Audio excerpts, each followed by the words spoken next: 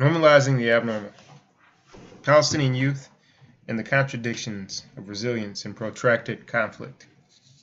Introduction. The statements below from three young Palestinian people offer a glimpse into the complexities of life under military occupation. We come to school every day because it's a challenge against occupation. Because even under stress, we go the next day and continue. We know what the next minute will bring us. We know which road we are taking on our way home. We know what we'll be doing at home by the hour. We wish that when we get home, the driver will take another road just to change the daily routine. I wish to have a small car, not a fancy one, but because I'm still learning how to drive, and so it's better to learn in a small and not expensive one. These statements represent a prism of survival since the incursions and reoccupation of the West Bank cities in the year 2002. In this study, the narratives of Palestinian adolescents capture simultaneously the normality and disruptions of life. The tapestry is interwoven with shades of resilience, illustrating juxtaposed realities in the midst of conflict. In this qualitative study, we present a snapshot of resilience of Palestinian young people between the ages of 15 and 18 living in and around Ramallah in the West Bank. Aims of this study is twofold. First, to fill a gap within resiliency research, which orientated towards a quantitative methodology and objective measures of health. In the process, the interpretations and diversity of meanings given to resilience are often overlooked. At the same time, this study aims to problematize the conception of resilience and notions of the individual premised on a predominantly Western discourse. This article underlines the importance of positioning resilience within a context of social suffering. The Palestinian concept of samud, a determination to exist through being steadfast and rooted to the land, is at the heart of resilience. Within the Palestinian context, suffering and endurance have to be interpreted at both an individual and a collective level. The construct of resilience goes beyond an individualistic interpretation. Resilience is reconstituted as a wider collective and social representation of what it means to endure. In this study, we will also look at some of the challenges faced by social services in responding to the needs of this population. We underline the importance of locating any discussion on the delivery of care within a political and social context. The signing of the Oslo Peace Accords in 1993 marked the beginning of a new phase in the return of the Palestinian Authority. The establishment of a quasi-state structure was accompanied by promises of increased funding and the proliferation of international and local NGOs. During this period, and until the current phase, in response to the traumatization of children and youth, a range of youth services have been developed by both local and international organizations. An argument can be made that international donors have played a strategic role in the development of psychosocial programming, not just for youth, but for the Palestinian population in general. Despite their emotional stress, it's questionable if a symptoms-based treatment provision approach based on a Western model of counseling is compatible with the needs of the majority of Palestinians. The emphasis on individualized relief and intervention downplays the collective resiliency of Palestinian youth and the practices of communal support and care. A Summerfield survey observes, the medicalized view has served to distort the social suffering of war into individual illness, such as the pathological effects of war are found inside a person and that the person recovers as if from an illness. Werner's developmental study of 640 at-risk children introduced the construct of resilience into the mental health lexicon. Despite this pioneering research on resilience, a pathogenic bias has dominated the public discourse on health. In recent years, however, an approach that emphasizes health and adaptation has been gaining currency within resiliency-oriented research. Resilience is depicted alternatively in terms of competence, capability, or as restorative powers, mastery, constructive change. This body of work, related to resilience, shares certain common themes and beliefs. A foremost assumption is the recognition of resources within individuals and communities. Proponents of resiliency critique the attention given to negative effects at the expense of health and transformation. The parlance has changed from problems to one of opportunities, hope, and solutions, and signals the interest in successful health outcome. In recent years, the question of what works has been applied with greater urgency to adolescent development studies. Given the strides made in resilient research, as the rule rather than exception, Palestinian youth, in common with young people from other conflict zones, are consistently excluded from a discourse that values strength and health. A survey of the literature reveals a population at risk with Palestinian youth cast as objects of anxiety, depression, and post-traumatic stress disorder. Alternatively, they are represented as pathological adolescents who resort to senseless acts of violence. The incessant attention given to what is wrong serves to objectify Palestinian youth. A lexicon of pathology not only stigmatizes, it precludes this population from potential life-affirming outcomes. Since the late 1980s, Punamaki et al. Have contributed to an extensive body of research on the mental health of Palestinians living in Gaza. Nonetheless, a predominantly biomedical focus and quantitative methodology leave little room for exploring the thickness of subjective experiences. As objects of testable theories, the complexity of human agency and subjectivity are given scant attention. There's a paucity of research that looks at how Palestinian youth create the meaning of resilience within a tattered social fabric.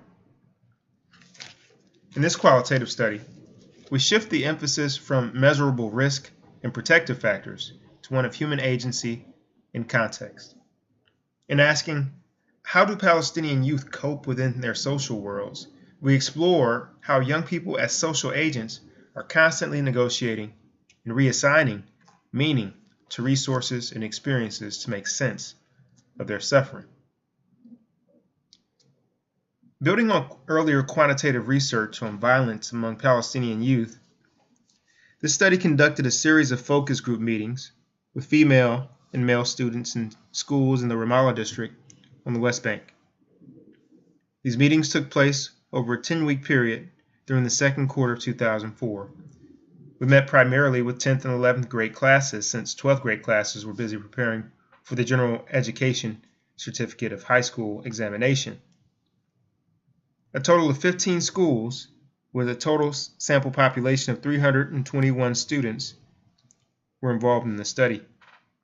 13 governmental schools and 2 private schools, 6 rural schools, and 9 city schools were included in the study. There were 10 focus groups with girls and 9 with boys, as well as 2 mixed groups. We did not ask for consent forms, mindful that such a request would have aroused immediate suspicion and mistrust. Within the Palestinian context, official permission to enter schools is itself accepted as consent, since the ministry is officially responsible for all students during school hours. We also chose not to tape record the discussions, since the majority of Palestinians would be fearful of such evidence falling into the wrong hands. Instead, we stressed the issue of confidentiality and the freedom to participate in the focus groups. Even though students were randomly selected in some classes, only a few refused to participate. In other schools, teachers or principals insisted on choosing the students.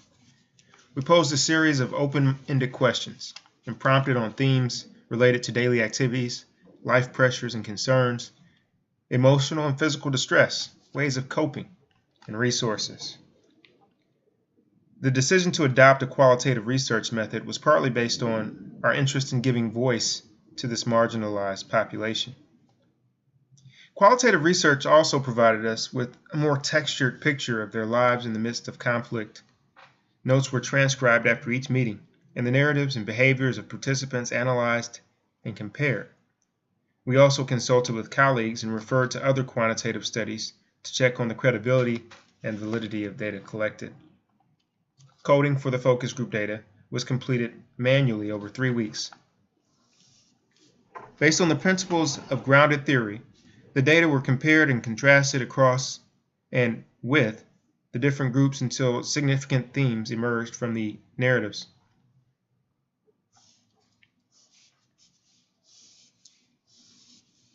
These units of meaning were then returned to the data to be categorized and recategorized. In the course of coding, relationships between themes were identified and established. Similar codes and significant dimensions were then subsumed under a larger theme until a set of major themes was subsequently developed. The narratives on resilience revealed several common themes from and within different groups. These themes are dehumanization and occupation, the web of supportive relationships, making life as normal as possible, political participation, and the role of education in continuing optimism despite hardship. The collapse of the Israeli-Palestinian talks in 2000, followed by the 2002 Israeli re-invasion of Palestinian cities, had a transforming effect upon daily life. The dehumanization of life under military occupation emerges as a powerful theme in the stories of Palestinian youth. This leitmotif is woven through numerous stories in the form of chronic exposure to violence, imprisonment by the separation wall, as well as the crippling economic condition. Since the reinvasion, violence has become an inescapable facet of Palestinian society. For young people, violence is embodied in countless checkpoints, closures, and having to take long roads on mountains to reach places, having to pay more money for short distances when this money could be used for other needs, and seeing people get shot at. The severe restrictions on movement have profound implications for an 11th grade girl. It's not enough that they took our land and our country away from us, but they took away my dream of becoming an engineer. There is no scientific stream in my school, in the village where she lives, so I had to go to another village for that. The humiliation I faced at the checkpoint forced me to give up the scientific stream and to come back to school, which has only an art stream. 7 of us were forced to come back to this school. Confronted and being exposed to soldiers is another pervasive theme. Statements like, "They are always in our faces," or that Israeli soldiers come in all the time whenever they want, is part of life now, are salient to the understanding the extent of fear, particularly among girls. For one girl, she says, "I always have this dream that soldiers would come and beat me in the nose. They came into our house once and turned everything upside down and stole my gold necklace. I went to the bathroom to check on my necklace after they had gone, and suddenly the mirror fell on my nose. And since that time, I've always had this dream that the soldiers would come back and beat me on the nose." In the minds of youth, soldiers represent violence. They perpetrate havoc and destruction upon the Palestinian population. As the state of siege deepens, Palestinian youth struggle with their feelings of anger, helplessness, and humiliation.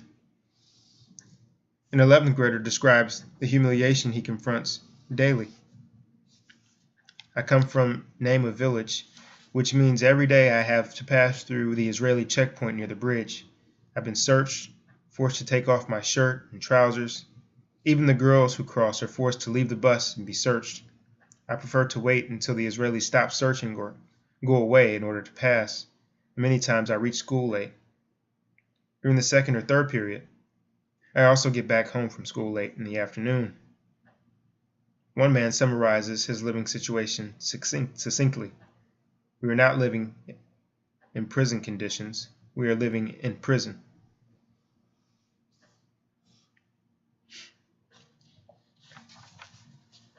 Economic misery. Palestinian adolescents, particularly those in the villages, worry about their family's financial position.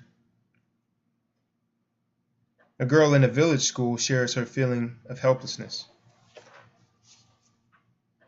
My father is a taxi driver. His daily income increased from new Israeli shekels 500 to 100 or 150 a day. This does not cover home expenses, barely covers car maintenance and gasoline. My mother sells in a shop. People come to her to buy things without paying money because they don't have any money. My mother, we don't have enough money ourselves, so we also buy things on loan from the sales people who come to provide the shop with things. We are 100 new Israeli shekels in debt. 100,000 new Israeli shekels in debt. Away from Ramallah city, economic life in the villages is further strangled by the buildings of the separation wall. The wall has led to a severe loss of land and livelihood. As dunham, 1 acre is equivalent to 4 dunhams upon dunham of olive groves and agricultural land are razed to the ground.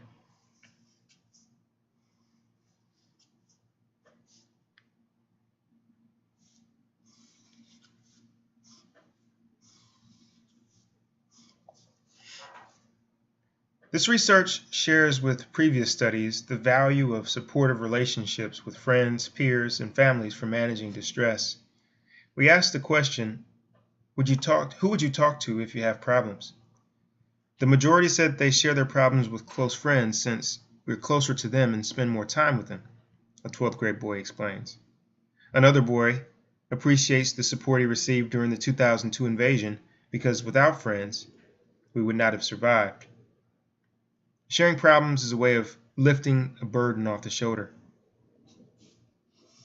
Examples were given of friends helping each other by listening, hanging out together, solving problems, or guiding in the right direction. Some boys mentioned going to places to distract themselves from their problems, an option not readily open to female adolescents.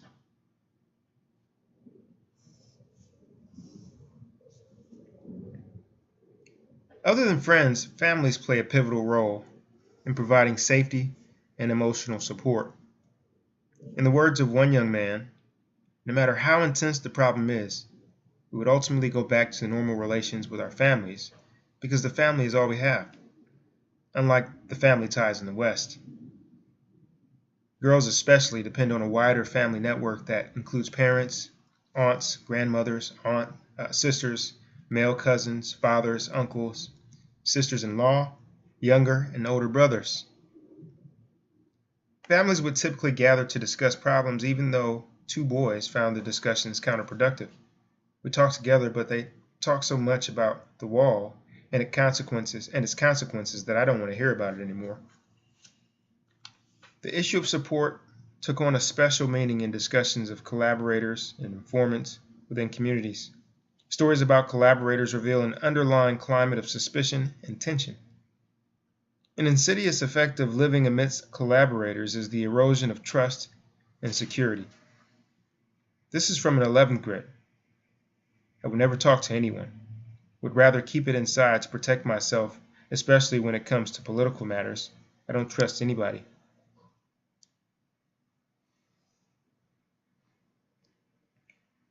One boy in particular said, I don't dare say anything to anyone. If I had said anything about attacks inside Israel or political issues, the one next to me might be a spy and report me to the Israeli authorities. What would I gain out of this? I would spend 15 to 20 years in prison without getting anything in return. It is better not to say anything to anyone. Making life as normal as possible. A core narrative theme focuses on the practice of normality within everyday life. Despite political instability, the data revealed a marked degree of normality informing daily life. Within the dominant sites of home and school, adolescents perform a range of routines and rituals to establish structure and stability. The after-school hours are dominated by homework and domestic chores, especially for girls.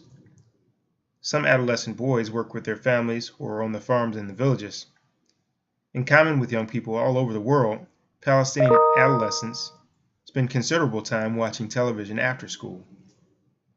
Other typical activities include reading, listening to music, visiting relatives or grandparents, and hanging out with friends, where we talk, scream, dance, or do stupid things. For some city and village girls, listening, praying, and reading the Quran constitute a core of daily living, while others are enrolled in Quran reading at the mosque. Given the gendering roles within Palestinian society, we were not surprised to find boys enjoying a greater degree of freedom. Their independence is reflected in more outdoor and sports-oriented activities. Male adolescents spent more time at sports clubs and playing sports such as table tennis, basketball, billiards, and football, while others sometimes hang out on the streets till late. Girls, in contrast, reported staying at home after school.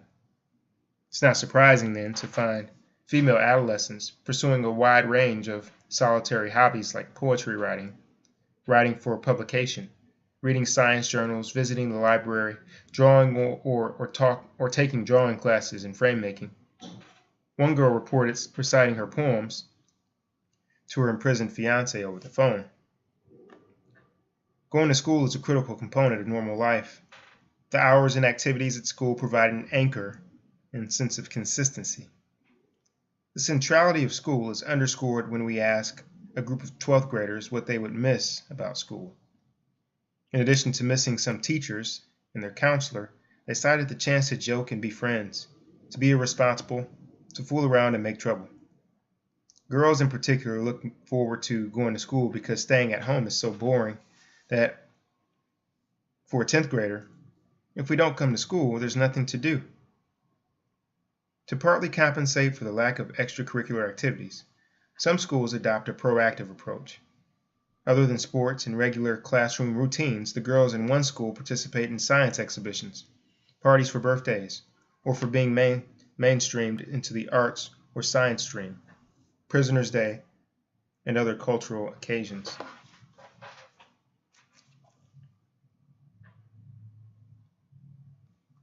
In the face of occupation, being politically involved is a way of life for Palestinian youth.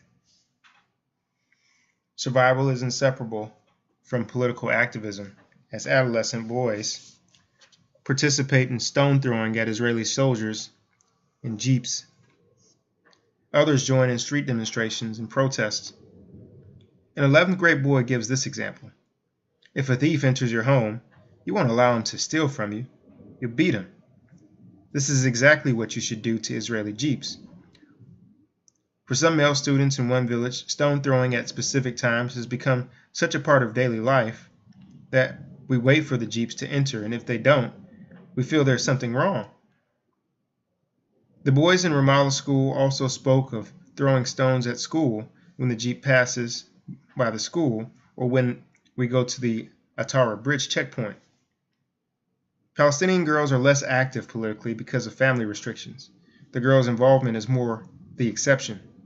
If a jeep passes by, I'll throw stones and not just look at it. In place of direct political action, the pursuit of education plays a vital role in sustaining political identity and commitment. Statements like, education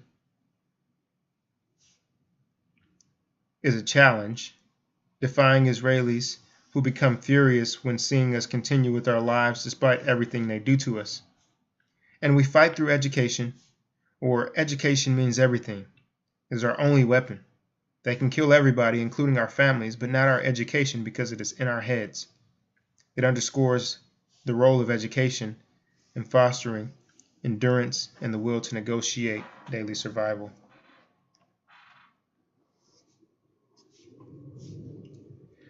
A qualitative study like this highlights the complexities involved in unpacking the construct of resilience.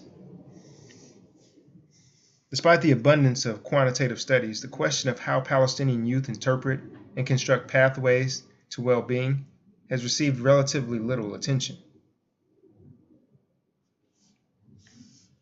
The construct of resilience is further problematized when it is clear that Palestinian youth do not constitute a universal category.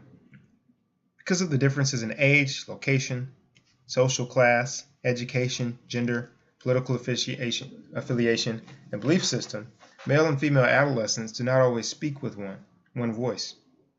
Our data shed light on three components neglected in current discourse on resilience: context relatedness, coping through normalization, and the fluidity of resilience. First, Palestinian young people in this study reject the dominant narrative that stigmatizes them as violent offenders.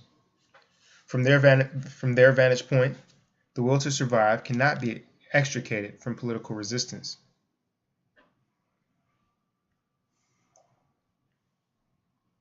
To be passively political, or to be passive politically, is humiliating, while even minor political gestures restore a modicum of dignity. If what is at stake is the idea of protesting against the occupation and to make the point, this contra-interpretation by Palestinian youth challenges the simplistic dichotomy of risky versus adaptive behaviors.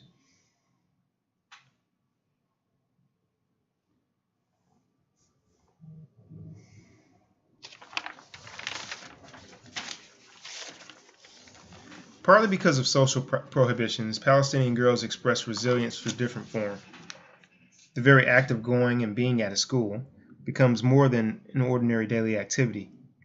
Commitment to education signifies an individual and collective act of defiance, reinforcing a sense of shared beliefs and communal belonging. However, even here, we found diversity of viewpoints on what constitutes political commitment.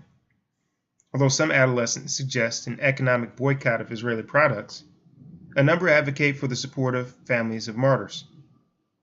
At the other end of the spectrum are those who acknowledge the futility of political action. As this boy explains, at the beginning, we were more enthusiastic about the whole resistance.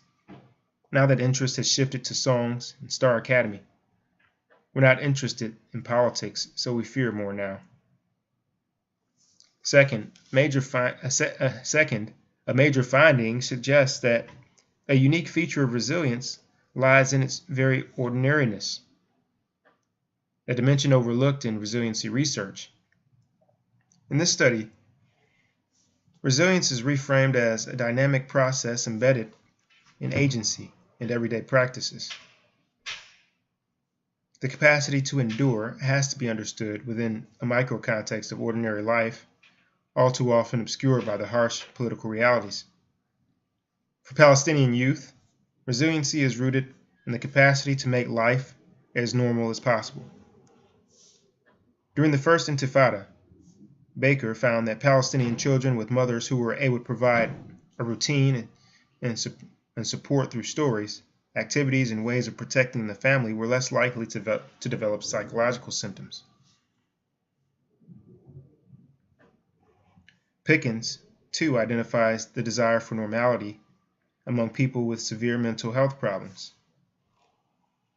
Common activities such as going out for coffee or eating at restaurants, going to a mall, attending church, playing bingo, and going to swap meets and rummage sales promote a sense of wellness and independence. Familiar routines that minimize disruptions and chaos reclaim the ordinariness of daily life and bolster a sense of autonomy. Nordstrom and Robin Note that the lives of those who suffer under violence or are engaged in warfare are not defined exclusively in global, political, economic, social, or military terms, but also in the small, often creative acts of the everyday. Our way of thinking is influenced by Bourdieu and his concept of habitus. While the habitus sets the wide parameters of a person's activities, people also have to be understood as creative beings. In particular situations, people have to improvise on background resources of the habitus in order to be able to deal with the unpredictable situations that are a constant feature of everyday life. Normality is not only restored through an individual assemblage of tactics, ways of doing, and strategies. What clearly emerged from the data is that social organizations embedded within the community, such as the family, schools, and local clubs, provide organization and structure within everyday life. Third, resilience is more than a summary of linear and causal processes between antecedent behaviors and positive assets. For Palestinian adolescents, being steadfast neither precludes nor excludes feelings of emotional distress or sheer boredom. Palestinian girls in particular talk about commitment and complain about nervousness and the loss of appetite in the same breath. In one school outside Ramallah, some girls reported napping for 2 to 3 hours after school. Similar complaints from Palestinian boys that everything is boring helped to put in perspective the meaning underlying these napping sessions. As much as young people desire a normal life, they are suffocated by the tedium and monotony of routine. For adolescent girls especially, social and cultural codes contribute to their sense of boredom. Statements like, "I don't like to leave home," "My family started forbidding me from going out when I was in ninth grade," and "Even if we want to go out, we are always asked what time we will be back home." This control issue makes us upset even before leaving the house. Reflect parental pressure on the autonomy of girls. Under the circumstances, making a normal life is in turn protective and mind-numbing. For many Palestinian youth, growing desperation and hopelessness is intermingled with optimism and shared narratives fostering a sense of coherence. The changing nature of social relations within Palestinian society further illustrates this contradiction. Even as the legacy of Samud sustains a cohesive communal life, the presence of collaborators cuts into the social fabric and weakens individual and collective resolve. In view of our findings, we question Castellani and Gabarino's interpretation of resilience. In their research on Palestinian adolescents during the First Intifada, they found that over time, the initial spirit of resistance was replaced by depression and desperation. They asked if the protective efforts of strong ideology may not be able to be sustained, particularly among adolescents, for an extended period of time. Our response is that what is at stake here is not just the protective function of ideology, but an understanding of the episodic nature of resilience. Resilience does not exist as a static quality or a mechanistic process, but in a continuum that varies over time and context. To emphasize the fluid nature of resilience is not to imply its hazardous quality. Rather, it is a reminder of the complexity, or its complexity, as the trajectory of resilience reflects the core or the course of life itself.